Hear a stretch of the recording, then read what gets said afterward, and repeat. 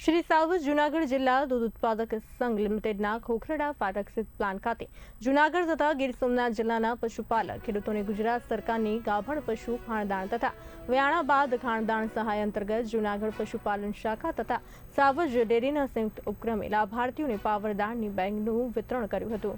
દેશના વડાપ્રધાનના નેતૃત્વમાં અને ગુજરાતના મુખ્યમંત્રી ભૂપેન્દ્ર પટેલ અને ગુજરાત સરકારના કૃષિ અને સહકાર મંત્રી જીતુ વાઘાણીના માર્ગદર્શન હેઠળ સમગ્ર ગુજરાતમાં ખેડૂત પશુપાલકો માટે અનેક યોજનાઓ અમલમાં મૂકી છે। ત્યારે પશુ ખાણદાણ સહાય જેવી વિવિધ યોજનાઓ આજે ખેડૂતો પશુપાલકો માટે આશીર્વાદરૂપ સાબિત થઈ રહી છે। ત્યારે આજે પશુપાલકોને પશુ ખોરાકનું વિતરણ કરાયું હતું। જય મુરલીધર મિત્રો, આજે જૂનાગઢ સાવજ દૂધ સંઘ દ્વારા તથા પશુપાલન શાખા જૂનાગઢ તથા પશુપાલન શાખા ગીર સોમનાથ દ્વારા રાજ્ય સરકાર ગુજરાત રાજ્ય સરકારશ્રી પશુપાલનની મહત્ત્વની યોજના અને લક્ષીને આજે પશુપાલકોને અમૂલ પાવરદાણનું વિતરણ કરવામાં આવે છે।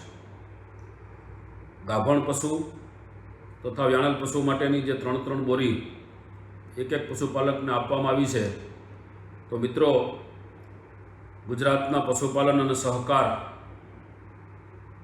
મંત્રી શ્રી જીતુભાઈ વાઘાણી તેમજ ગુજરાતના મુખ્યમંત્રી શ્રી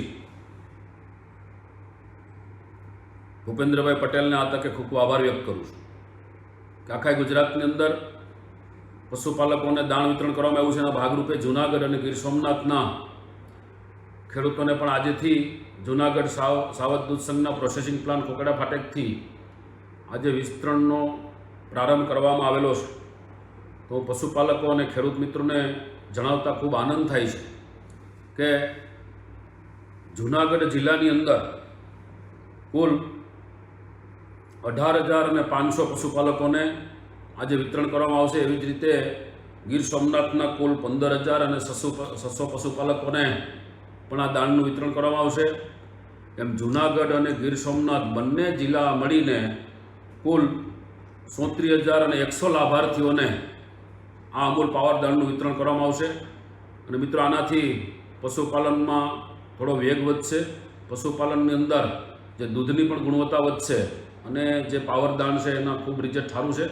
અને જે સરકારનો આ પ્રયાસ છે અને પશુપાલકોને સક્ષમ કરવા માટે ફૂલની તો ફૂલની પાંખડી આપીને એને પગભર કરવા માટેના આ રાજ્ય સરકારના જે સતત પ્રયાસો ચાલે છે, એ બદલ ગુજરાત સરકારના માનનીય પશુપાલન સહકાર મંત્રી શ્રી જીતુભાઈ વાઘાણી તેમજ આપણા ગુજરાતના મુખ્યમંત્રી શ્રી ભૂપેન્દ્રભાઈ પટેલનો પશુપાલકો વતી જૂનાગઢ સાવજ દૂધ સંઘ વતી હું ખૂબ આભાર વ્યક્ત કરું છું અને અભિનંદન પાઠવું છું।